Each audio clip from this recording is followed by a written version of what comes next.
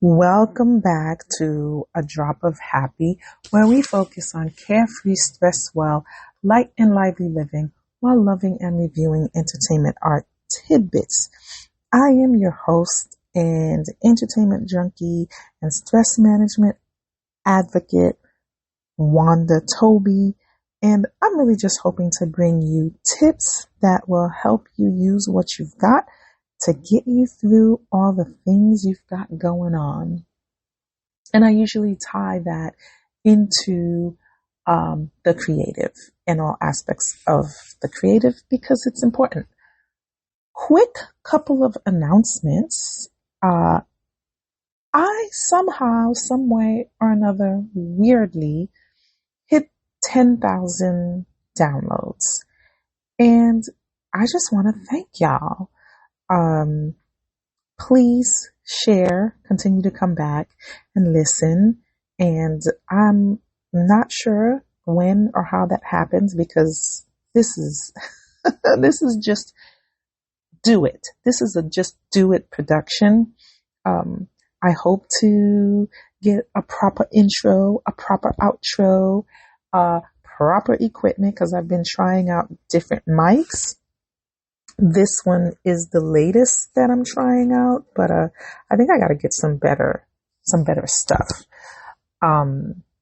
So I don't know, but I am so appreciative for 10,000 downloads, even if you listened for 10 minutes or 5 minutes or what have you. So thank you, thank you. The other announcement I want to make really quick, well, there's a couple. I am starting back up my Read With Me series, and the first book that I'm going to be doing is Rest is Resistance, a manifesto by Trisha Hersey, or Hersey. I think it's Hersey. I might be pronouncing that wrong. I'm going to do a separate post about it and start reading that. And how the Read With Me is going to work is, I'm actually going to read some excerpts, but what I don't read, I'm just going to summarize it, and I might do separate blog posts about things that I find really captivating and compelling.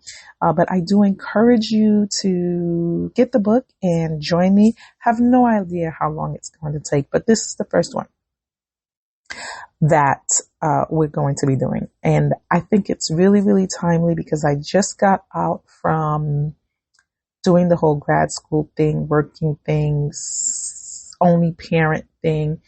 And I think I might be burnt out on just everything.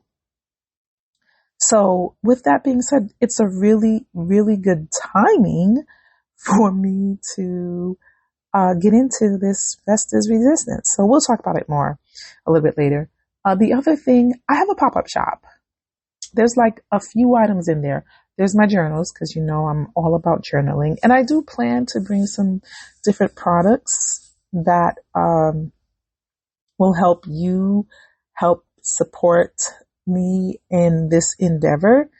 But I have mouse pads. Like I have a few journals and a couple of mouse pads. The mouse pads are new, really, because my daughter keeps stealing mine, and I figured, why not just design my own instead of going out and buying some? So that's what I did. It's only 2 of them on there. I'm probably going to make more. But when you have a chance, just check out my pop-up shop. I have been meaning to review The Hunger Games for a while now. I think it's going on the 4th week that it's out. And I have been wanting to review it, but life be lifing, and that's why. But I'm going to do it now. Hunger Games, the Ballad of the Songbird and Snake is still holding strong at the box office. I think it's, like I said, I think it's like in its 4th week. My daughter and I actually went out to see it in theaters on opening night, and it felt kind of strange. It was not us going to the movies that made it feel strange, but the fact that we practically had the theater all to ourselves. So did people really give up on the whole going to the movies experience, or is this just a sign of the financial times? Not for nothing. Let me be so for real. Uh, we go. First of all, I love going to the movies, but I do go because I did the movie pass thing. And me being the frugal person that I am, I need to get my money's worth. I'm paying $20 a month. We need to go at least twice a month so I could at least break even. But nowadays, I think I'm more than breaking even. So I pay 20 for me, 20 for my daughter, because we ride together to the movies. So that's another reason why I definitely go. I don't know if I had to like pay outright if I would go. I'm not even gonna front. I probably would, but maybe not as often. I think this is like another area where it is taking a while for us to rebound from the whole COVID lockdown effect. I mean, it had such a far-reaching effect. Maybe it'll never recover, and maybe people are more comfortable with staying at home, watching from the comforts of their own couch. Maybe it's just a new era, and the entertainment industry, the streamers, the what is it called? The production houses, whatever. I know that's not what it's called, but it can't come to my mind right now. And they're adjusting to like a new normal, right? Regardless, we were out there. We were out in these theater streets, and my daughter and I, we still enjoy going to the movies, and we probably will for a while. And I do have to admit, we were kind of happy that we didn't have to share the theaters with a whole mess of people, because they be talking a lot and sometimes they be getting loud, and we like to watch the movie how we want to watch the movie. So selfishly, we're like, oh, this isn't too bad. So anyway, the Hunger Games, the Ballad, and Hunger Games, the Ballad of the Songbird and Snake. And after watching it, I completely understand why it's called that. But it was a good watch for me. My daughter enjoyed it so much so that she already been back to watch it again. I would have liked to see it myself, honestly. But time, life, I didn't get a chance to. Here's the thing. If you are a fan of the Hunger Game movie franchise, which I definitely am, then I really think that you'll enjoy this one. My daughter liked it more than I did, for sure. And she actually gave it a 9 out of 10. I was like, girl, a 9 out of 10? I thought they could have done a little bit better on the pacing, because there were some times when it was just a little too slow for my liking. Just a few times, not crazy bad. So the movie follows President Snow in his younger years while he is still in school trying to figure his life out. And at this point, his life is kind of a mess. Cornelius Snow is essentially at the bottom of the social class. And y'all, he is fighting for his life to maintain his family's place in society. His only opportunity comes in the form of the 10th Hunger Games and his mentee. Well, not really. Not to give too much away.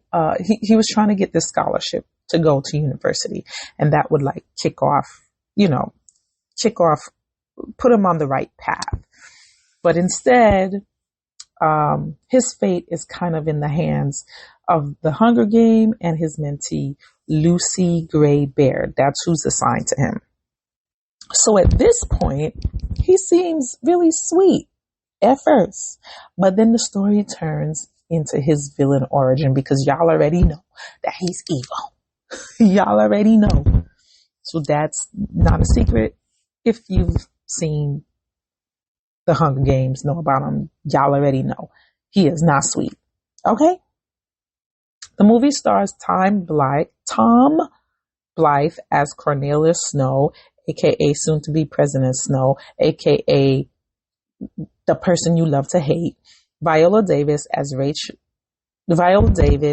Rachel Zegler, and Peter Dinklage.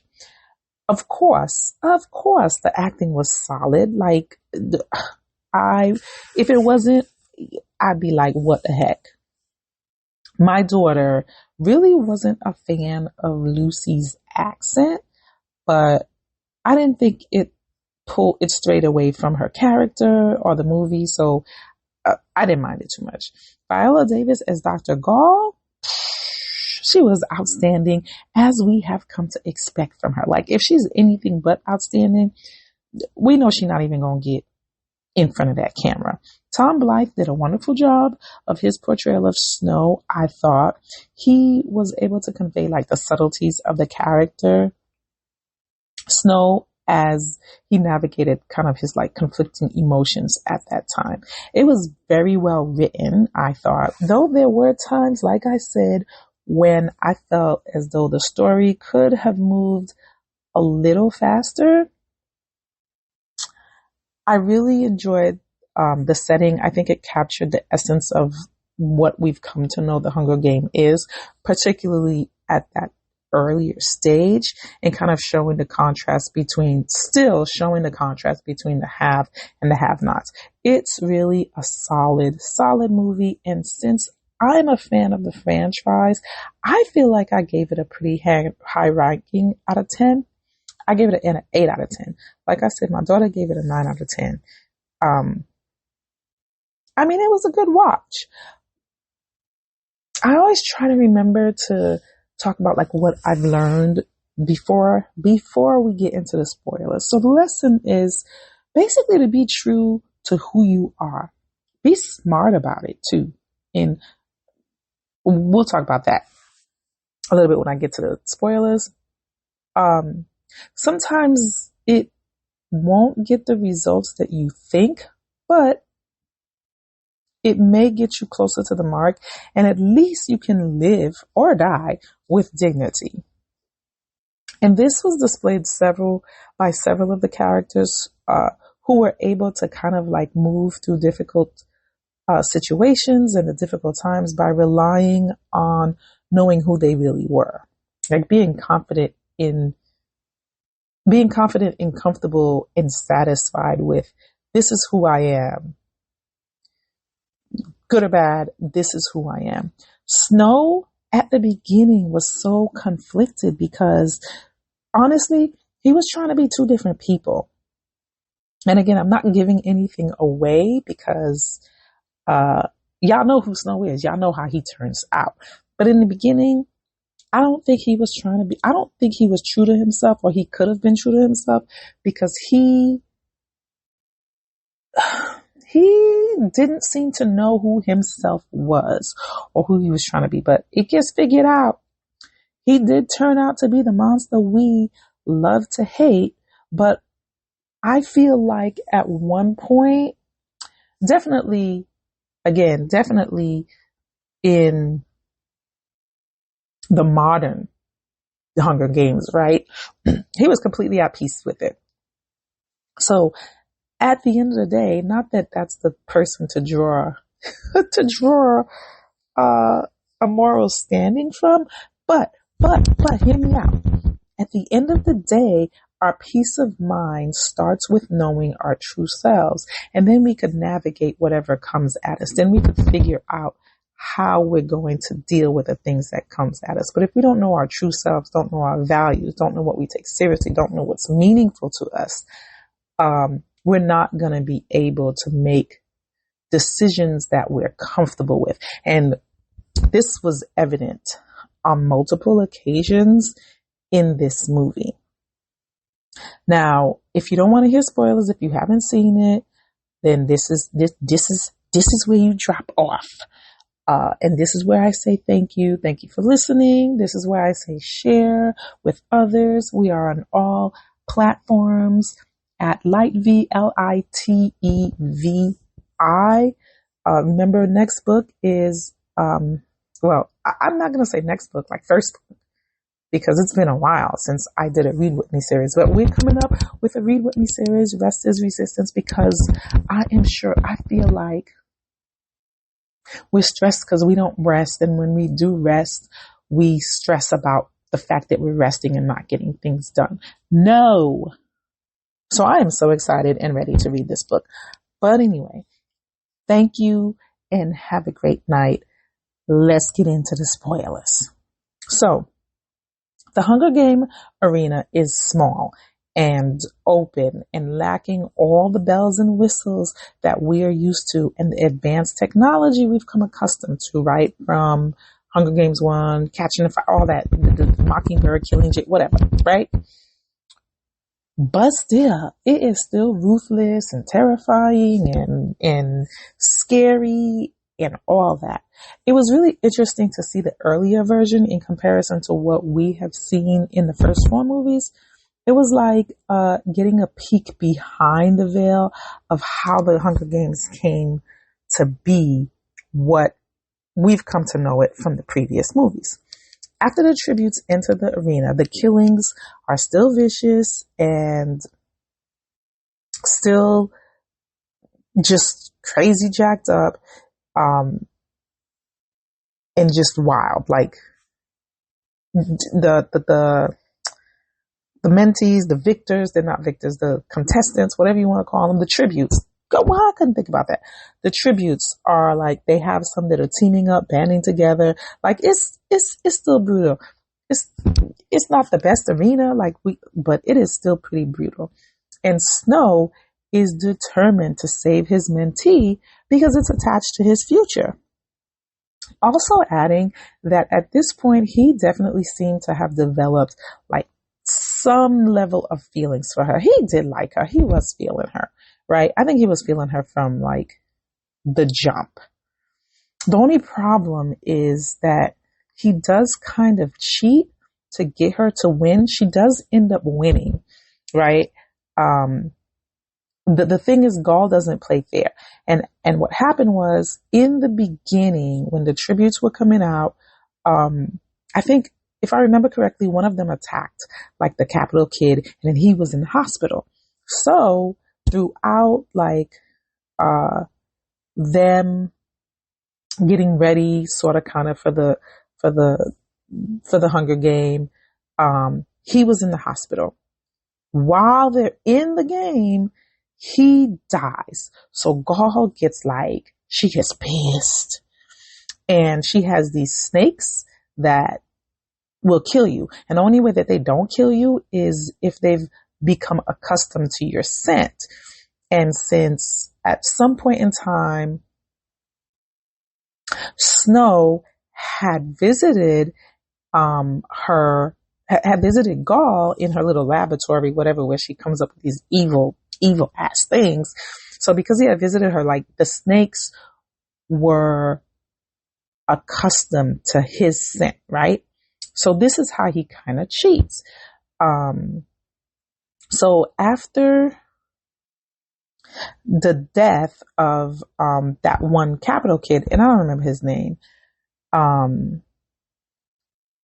Gaul gets pissed and she releases these killer snakes into the arena, which no one should have been able to survive. And that's what I'm saying. She doesn't play fair. Like, that's not the point. Like, there's supposed to be a winner. So I do think Snow shouldn't have been punished, because the way he saved her was, he went in there and he put her scent. He put her scent. There we go. That's what it is. I'm getting a little mixed up, but I'm going to get it together. He put her scent on a handkerchief in the thing. So they had been accustomed to her scent. So when the snakes came out, they was just killing anybody who was in the way. But they were crawling on her and they were trying, but they weren't. He said it was because she was singing, and her singing calmed them down. Because in the very beginning, she had like a little pet snake or something like that. And they were like, oh, how did you get the snake? It was something she did. She put a snake in, this is not important, but she was playing around with a snake and somebody had asked her about the snake and she goes, oh, I sang to it. And so his reasoning was like plausible, right? That's why the snakes didn't kill her, because she was singing, and she was singing the song, are you, la da da da da, which, kind of throws back to, when Katniss was singing that song. So anyway, like I said, I don't think he should have been punished for that, but he was. Even though his life was spared, he was sent away to serve a 20-year sentence as a peacekeeper in some district. And of course, it was High Bottom. High Bottom is the current game maker. No, he's not the current game maker. He's somebody who contributed. He's in society. I think he's in the university or whatever. He's definitely blocking Snow from everything because he hates Snow. And he's somebody who contributed to the game, because Gaul is like the master game maker or whatever. So anyway, High Bottom sends him there, like, whatever, that's where you gotta go. So, but in the midst of him, he got himself switched. Snow got himself switched to actually District 12. I think he was originally supposed to go to District 2, but y'all could correct me if I'm wrong. I might be. He got himself switched to District 12 because that's where Lucy ended up going back. That's where she's from, whatever. And of course, he wanted to find her again.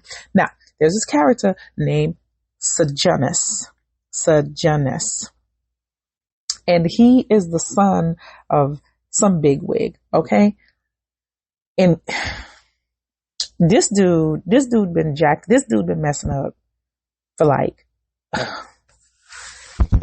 I'm just so aggravated with him. So he joins him as a peacekeeper volunteer, right? Because I think he needed to get in trouble because he pulled a stunt in the freaking arena games. I'm going to tell you all about that. But anyway, Snow does eventually link back up with Lucy while they're there. Then he gets into a little scuffle with Lucy's ex-boyfriend, and they kind of get into a little drama, but whatever. Nothing too crazy. And for a brief moment, things seem to be good between them.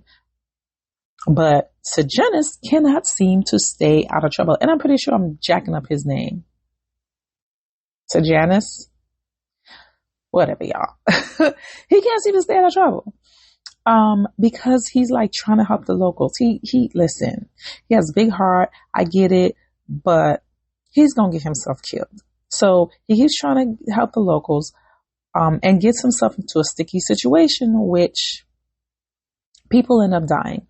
One of them is accidentally killed by Snow. And she is like, I want to say it's the mayor. She's the daughter of the mayor or daughter of some political figure in District 12, which is a problem now, right? So he also ends up betraying Sejanus, which is supposed to be his friend, right? And we're just going to call him S because I'm not going to keep butchering his name. We're just going to call him S. He's supposed to, that's supposed to be his boy or whatever. But anyway, he ends up betraying him because he sends back a mockingjay to Dr. Gaul, basically revealing that S is kind of trying to help the locals escape. So he thinks. This is when we get confirmation that Snow is selfish as hell, selfish beyond measure, just selfish AF, because he really did not have to reveal anything about what S was doing. He didn't. He could have just kept that to himself and still be trying to protect S. But he didn't. He didn't have to do that. So this is when you know he was really just thinking out for himself at this point. So S gets caught and is killed. And Snow doesn't say anything, which at this point I get it. Like, why are you going to say something? I understand that part. So he plans to run off with Lucy because ultimately, really, he feels like this, I kind of figured it out later because as they're running off, they go to this cabin, and what happened was they were hiding the weapons that Snow inadvertently used to kill the girl that he killed. And I'm thinking like he feels that the evidence, if they find it, will implicate his involvement in, the altercation. So when they get to this cabin, he finds the weapons, right? And then I don't know how, but Lucy kind of realizes that yo, now that he found the weapons, maybe he doesn't really have a reason to run off, because they get into this little argument about him being transferred back to 2 and all this stuff. So she's just like, oh, this dude was going to go without even saying anything to me, whatever. The only reason he's not going now is because, if they find these weapons, he's going to get busted. So now they're in this cabin and he finds the weapons and she's like, oh, so she gets worried. And I think maybe she puts 2 and 2 together, because there was some foreshadowing about honesty and stuff like that earlier on from her mouth. So I think at some point she puts 2 and 2 together. To me, it's very vague. It's kind of like you have to put the pieces together yourself of what she puts together. So anyway, she dips. She runs off, and then Snow has this moment where he's in the forest and he tries to shoot at her. I don't know if he's hallucinating or what, but she dips and he gets rid of the evidence and he goes back. He goes back to the Capitol because he was going to get transferred anyway. So he takes the opportunity to go back. But what ends up happening is he goes back to the Capitol and ends up studying under Gall. Yes, under Dr. Gall. Before he proceeds with his studies, though, he has to continue to tie some loose ends. And he kills off Highbottom. Yes, he does. So at this point, it's revealed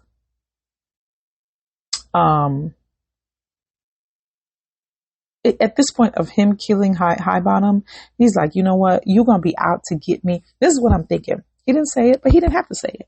He's like, you're going to be out to get me because you hate me. You're going to be out to get me forever. So I'm going to get rid of you.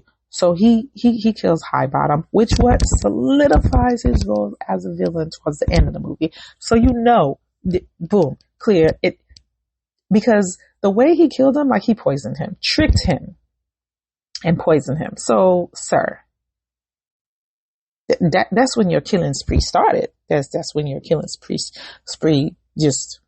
That's why you had no problem just killing people, because. Okay. So Dr. Gall, again, played by Viola Davis, was my favorite character to hate. And I'm gonna be honest, I actually didn't hate her. I just accepted her for the despicable, messed up human being that she was. And Viola Davis played the kooky, weird doctor well. She played the hell out of that character. She was diabolical in every way, and it hit home because she just did not care about people's lives. She gave no F's, okay? As long as you were a useful tool, you were temporarily safe. I think she kind of recognized the same sinister mindset in Snow, even though he at one point was like attempting to be a better person, fake attempting to be a better person. But in the end, he proved to be just the perfect student she was looking for. I have to mention Plinley Harrington. He was played by, oh Lord, I'm going to butcher his name, but I feel like it just deserves to be mentioned. And my apologies for butchering the name, which I be doing. Ayomidi. That sounds good. I mean, I might be butchering it, but I feel like that sounds good. Adigun. And he was a G. Like, I have no other way to describe him. During the actual Hunger Game, like, you thought maybe he was going to be out there just killing people, just murking people, just whatever, because he was definitely capable of doing it. Like, he was like, he was fierce, whatever. But he stayed out of the way. He stayed out of sight. He stayed down low and just really focusing on, I guess, protecting his teammate or just keeping them alive. But then she died. Accidentally, that's a whole nother, she died. And he, at this point, came out and you were like, what are you doing? He was lining up all the bodies. He pulled down the flag to drape it over them just to give him a somewhat proper goodbye. Like, everything about him displayed just a quiet power and a quiet dignity. And he went out like a G. Like, I just had to mention, he wasn't like a main character or anything like that, but His presence was main character energy. Okay. Lucy Greybird, I already told you, she was played by Rachel Zegler. She was really, really a smart cookie, right? But I do feel she was definitely dealt a bad hand. Like, the girl was simply trying to live her life, do her little singing, but then she got tossed into this by being picked as one of the tributes, right? Fortunately for her, she did have some survival instincts, and probably because of her performance background, she knew how to play people, which, comes in handy. This earned her some points, but not enough to win without Snow's help. I think he probably loved her as much as he could love someone. And at this point, clearly that was pretty fickle. She was wise enough to realize that, again, towards the end, and escape. My daughter did not care for her. She found her accent annoying. I get that, but it grew on me, and I was really able to ignore it. It didn't bother me much. S. Sejanus Plinth S. He was played by Josh Andres Rivera. Y'all. He was just a pathetic fool. I hate to say it, but he was utterly useless. I get wanting to be a good person and do what's right, but good God, good googly muggy, good Lord Almighty, you have to be smart about it. And he was just a fool. And really, if it wasn't for his father's clout, because his father was some big wig, that boy would have been dead a long time ago. Because why did he go into the Hunger Games arena while the Hunger Game was going off? Because his tribute died? His friend or his tribute? Yes, it was his tribute. It was his friend who became a tribute. And since he moved up in the ranks, there was some divide there, and he just felt bad. He felt bad. So he went into the arena. I don't know what for. I don't even remember. So Dr. Gall ended up sending Snow into the arena to get him. While the games are going on, you could die. They will kill you. They don't care.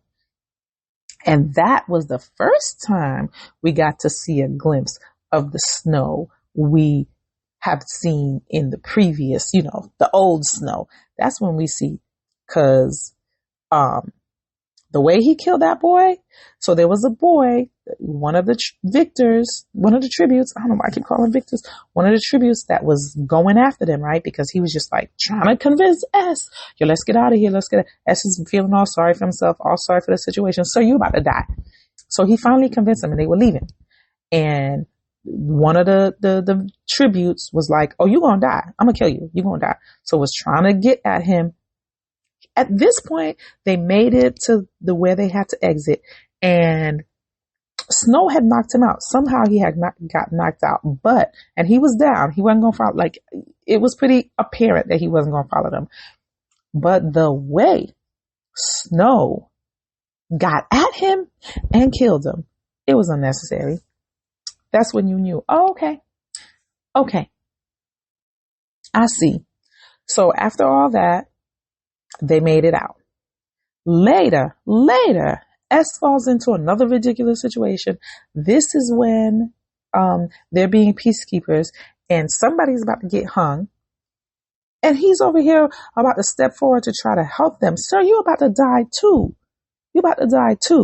Unfortunately, because he was an idiot, he ended up getting caught and hung anyway. The only reason he didn't interfere in that first situation was because Snow stopped him. Snow stopped him from trying to intervene with the peacekeepers doing their peacekeeping activities earlier on. Now, I'm not saying what he wanted to do wasn't commendable, but the guy was not very bright about it. He was completely led by his emotions, completely. And to the point where, he just didn't think before he acted. not only he was led by his emotion, but he didn't think. He was mad impulsive. And honestly, I'm guessing part of that could be attributed to his father always being able to save him or bail him out from total disaster in some way, shape, or form. And he really didn't have the chance to learn about true consequences. He was a brat, if I'm being for real. If I'm being for real, he was a brat. Now, High Bottom, Casca High Bottom, played by Peter Dinklage. He was a trooper. He was a drug addicted trooper. He kind of reminded me, or not really reminded me because Plutarch would never, but he kind of paralleled Plutarch Heavens from the Hunger Games of Mockingjay, Mockingjay 1, Mockingjay 2, if that's what the heck they were called, movies, because they both secretly hated the Hunger Games and wanted to stop. Dinklage even more so because it was sort of kind of his idea that sparked fire for it to start in the first place. He spent the better part of the first 10 years of its inception, like trying to undermine and destroy the Hunger Games. Okay. And that's part of the reason why he hated Snow so much, because he hated his daddy, because his daddy was evil and latched onto that idea and made it happen. And the thing is, it was kind of working, like his sabotage. It was kind of happening until, of course, Snow number 2 started coming up with ideas to make the games more attractive to the audience, thereby saving it, right? In the end, like I said, Dinklage, what? That man is not Dinklage. High Bottom. Dinklage is the actor. High Bottom lost his life to Snow. And, yeah. And again, it was that point that he was just became this ruthless monster. Cornelius Snow was never a good guy. Like, there was like a brief moment, but he was never a good guy. He just hadn't grown into his evilness yet at the beginning of the movie. Even when he appeared to be helping for altruistic reasons, he was only looking out for himself and getting his family out of the poor situation that they were in. He cares about his status and his station more than he cares about anyone else. And it's no wonder, because his father was equally as evil and his grandmother was a fascist classist shrew. Lioness, who I actually enjoyed learning more about and kind of like seeing her before she actually became the lioness, like in all her lioness glory. She appeared to be like really the only one that was pure of heart. And she kept on, bless her, because she kept on trying to keep Snow like in the light. But in his heart, Snow wasn't all about that. He wasn't about the light. He wasn't all about that. He was practical, and his practicality led him to be just like his grandmother and his father and everyone else in the Capitol, and led him to be the ruthless, callous, whatever else adjectives you want to use, person that he was. But again, I enjoyed it, gave it an 8 out of 10.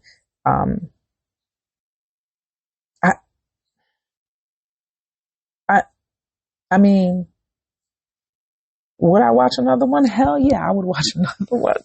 It was very good. And I thank you for listening. Please comment your thoughts about it. And remember to be true to who you are. Be true to you. And if you don't like it, try to reflect and be better. Be a better person, or try to be a better person. Unless you just like Snow and you just don't give a damn and you just love being evil. Stay far away from other people. I don't. Thank you for listening, and come back. Check out the blog. Check out at Lightevi, LITEVI, on all socials practically. And the podcast is available on basically almost off Spotify, Apple, like all of them.